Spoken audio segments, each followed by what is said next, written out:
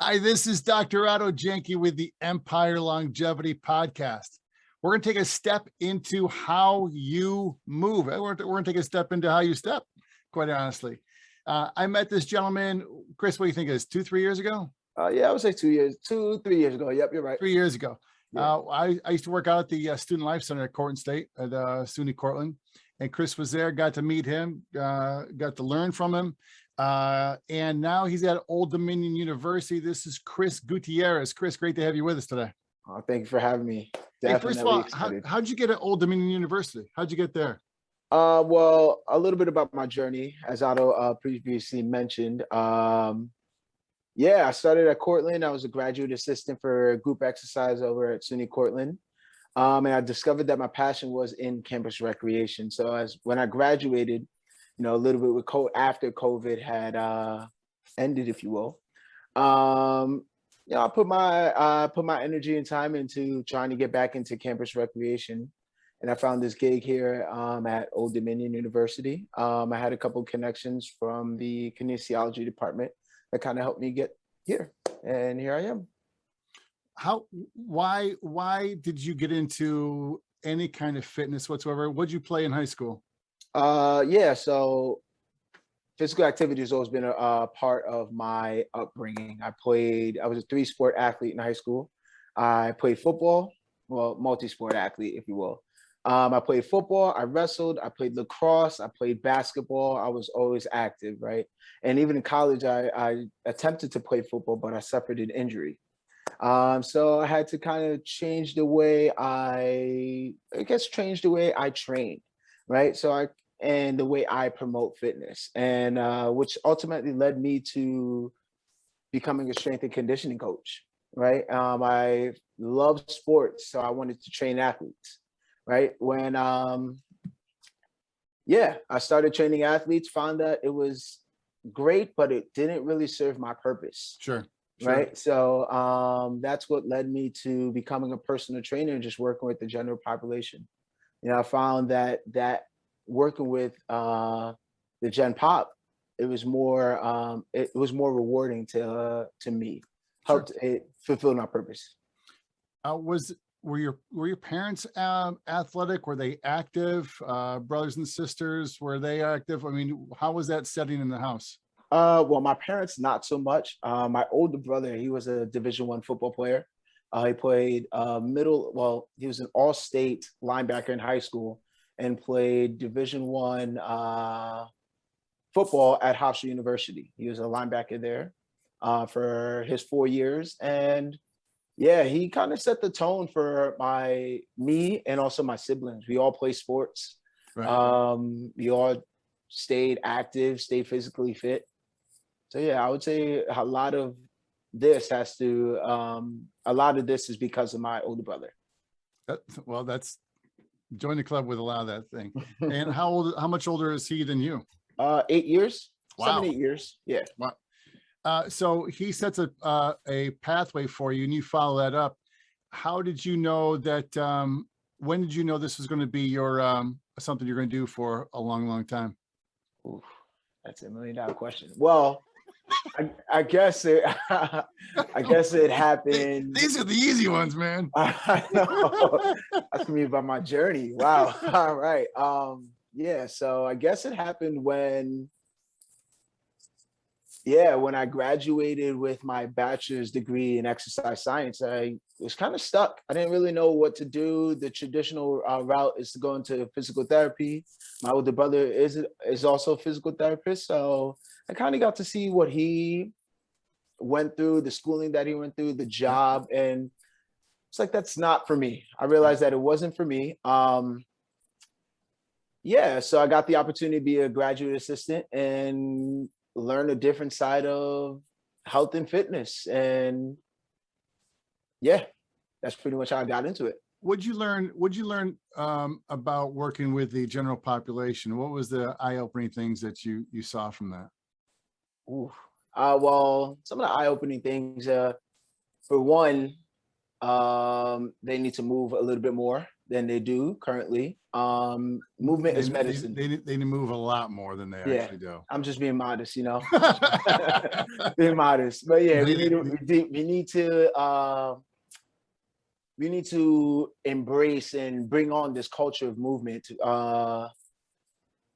There's because movement is medicine essentially. The more that you move, the stronger that you're going to be, the more that you will be able to do, the more that you'll be able to do in life. And I found that working with the general pop, it kind of speaks to my that purpose. I was able to help them achieve or get those parts of their lives that they've lost, right? Being able to doing simple things like walking upstairs, bending over to tie their shoes, picking up grandkids, right? They were able to do that because of the training and the movement that we did together. Weren't you astounded sometimes at the shape that some people came in? One more time. Weren't you astounded sometimes at what shape some people came in? I mean, it's not shocking. Not shocking, right? I know, you just take a look around. Yeah. What's the so you're working with the general population, then you graduate, and then you start working at Old Dominion. What's the focus with the students that you work with there? What's the focus? What's your ultimate goal for them? We just want to provide services that will ultimately help them be physically fit, holistically fit. That's where we're kind of trending towards, not just physically fit, but just overall wellness. So we want to provide them with all the resources necessary for them to achieve that holistic wellness, right? Whether that is.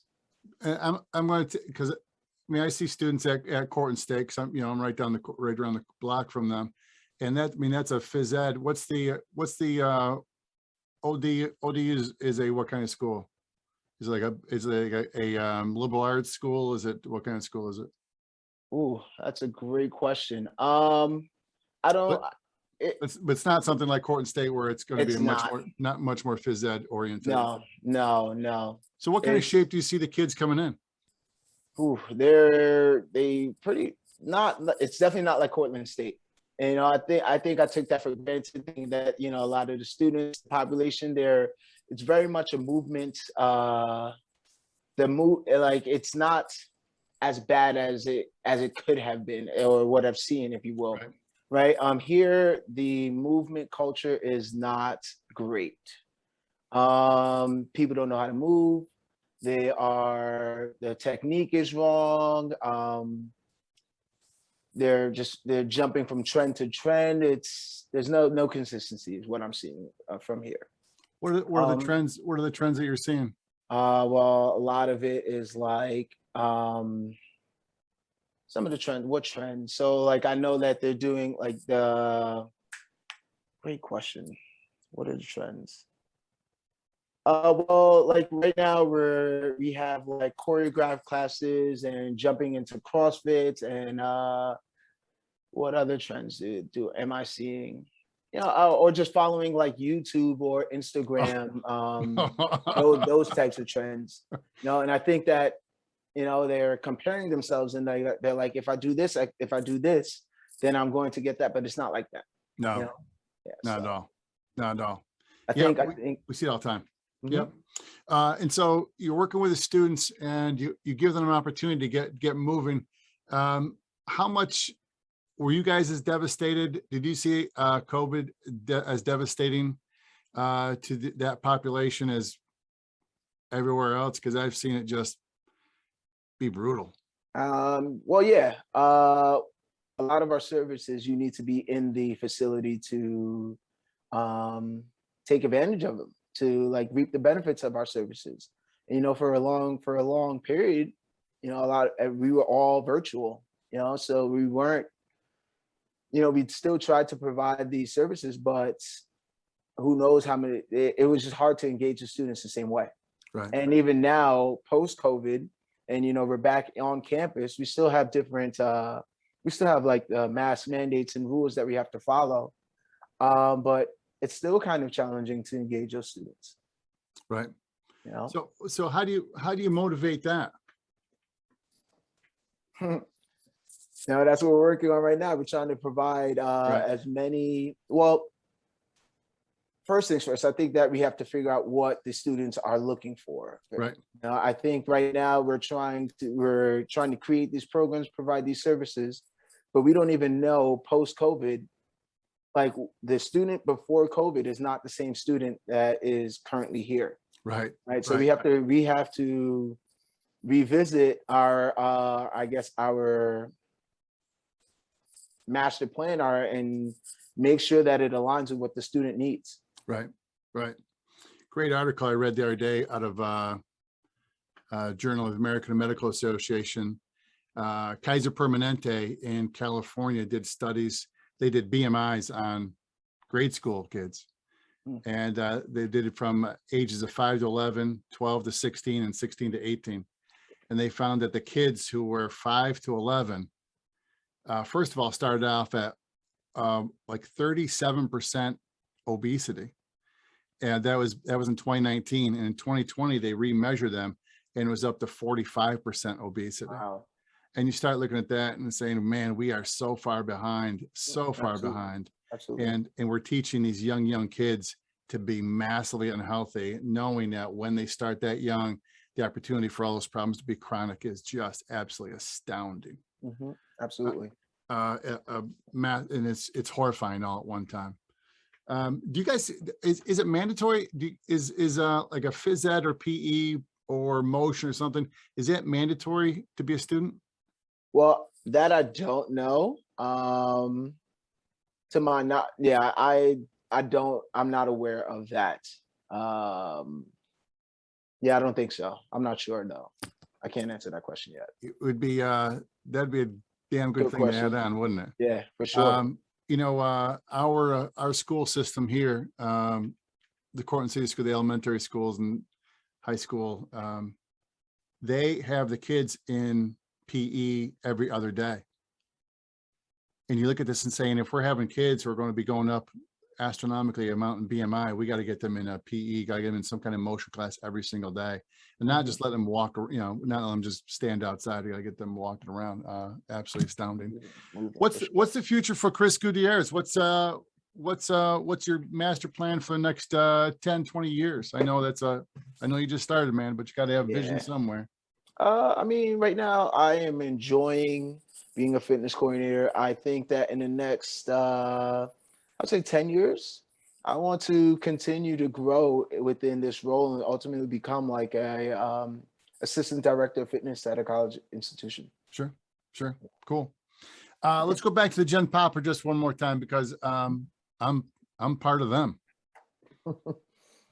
But how is you see these people come in who couldn't move. What were the steps you would help them take to start moving?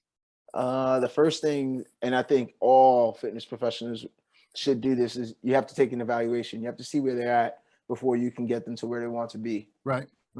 To do that evaluation, outline their goals, and then you can create your master plan. So yeah, I think that I'm sorry, can you repeat the question one more time? No, it's just what was the steps you took initially with those people, the general population, to get them up and going, knowing that, I mean, you and I both know some of the people that you work with is, I mean, not being able to tie their shoes or bend over to pick up a paper clip or go upstairs. Right.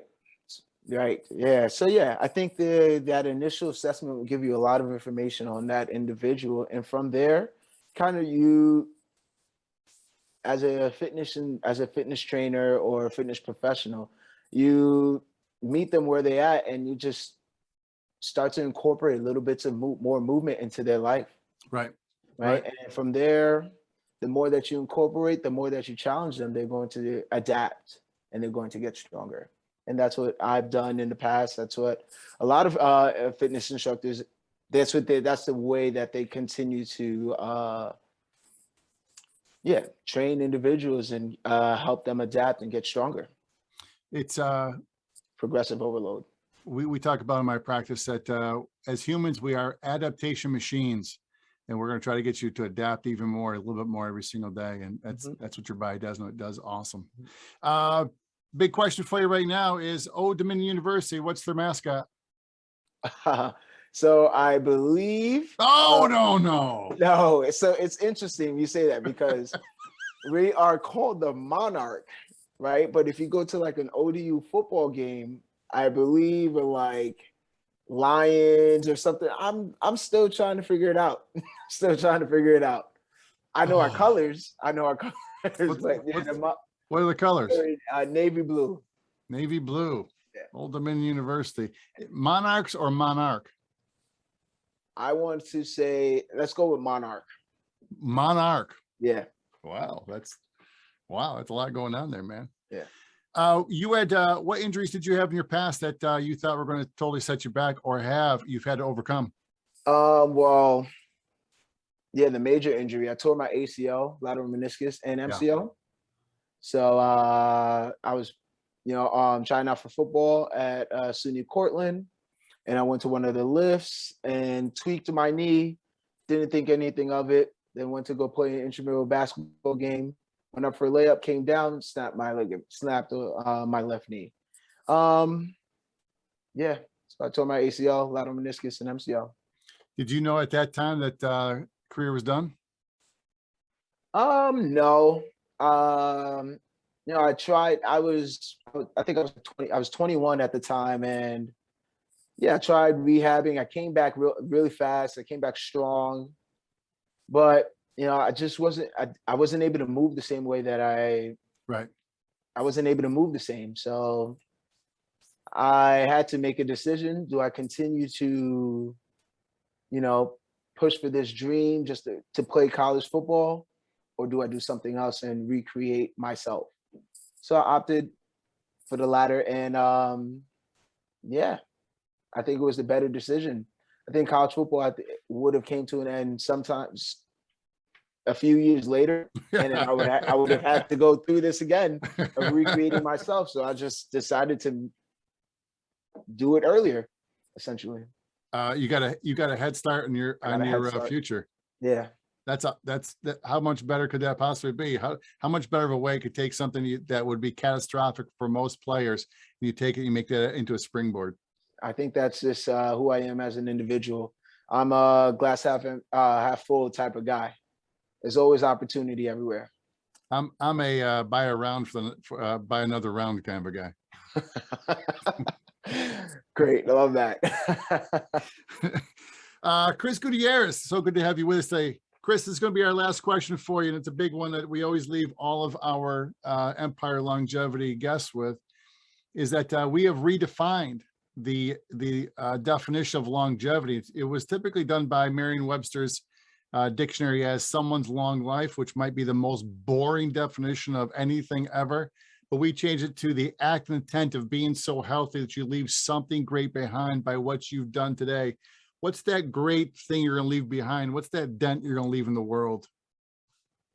That's a great question. I think for me, I'm going to leave behind a more healthier society, or that's my goal. I want to help all of society become just better and healthier.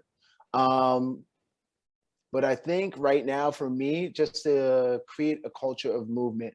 And I try to do that not only in my job, but I've also started, I have my own virtual platform where I am able to meet people from all over the world and help them essentially create this culture of movement and implement that culture of movement into their life. Absolutely love that. What's that platform? What's that site? Well, it's P3 Performance. It's a business that I've created during COVID. I've been leading virtual exercise classes through it. And yeah, I'm hoping to expand it to provide blogs, information on how to just incorporate any type of movement. And I think with this position at Old Dominion, I'm going to learn so many different types of movement, yoga, outdoor activities that you can incorporate into your life. It doesn't have to just be going to the gym, lifting weights and going home. Right. Something as simple as taking a walk. You know, that's all that you have to do. As a matter of fact, ACSM, they have guidelines and they say if you move a minimum of 150 minutes per week, that's all it takes. 150 minutes per week. You will have healthy benefits, if you will. Right. And that same number, 150 minutes a week, has been shown to, it doesn't cure COVID, doesn't prevent it, but people who move 150 a week dramatically decrease their opportunity to have COVID. And along with that, you're going to decrease your opportunities for cardiovascular disease, for diabetes, for obesity. Movement is medicine. Movement is medicine. Yeah. You should have when you get that T-shirt out, because if you don't do that immediately, I'm gonna go print it this afternoon. Soon, and you'll be the first one to get one. I promise. Movement is medicine, Chris. You should have that down. Is P3 Performance? Is that a website? Yes. .com. Is it? Not yet. Okay. I'm working on getting the LLC and making it. Building it up a little bit more. Sure. You should have a site called Movement is Medicine too, by the way. I'm working on that. We'll work on it. I'm gonna have the T-shirts done this afternoon. I'm not kidding. I love that. You know, you're sparking some ideas. You know. The biggest entrepreneurs have multiple streams, and that's what you should think about. Mm-hmm. Chris Gutierrez, I recommend you keep an eye on this guy, because I think we're going to have someone who's going to be help leading us for, decades to come. And emotion is not something that's difficult. It's something that's necessary, something we all have to do. And when we don't do it, let's be realistic, we get sick and we get old very, very quickly. Absolutely. Chris Gutierrez from Old Dominion University is going to be wearing the blue from now on. That's going to be a good color on you, man. Yeah, hey, thanks for taking the time out to be with us today, Chris. Absolutely. Thank you for having me. Really, this was great. Let's connect many times. Oh yeah, for sure.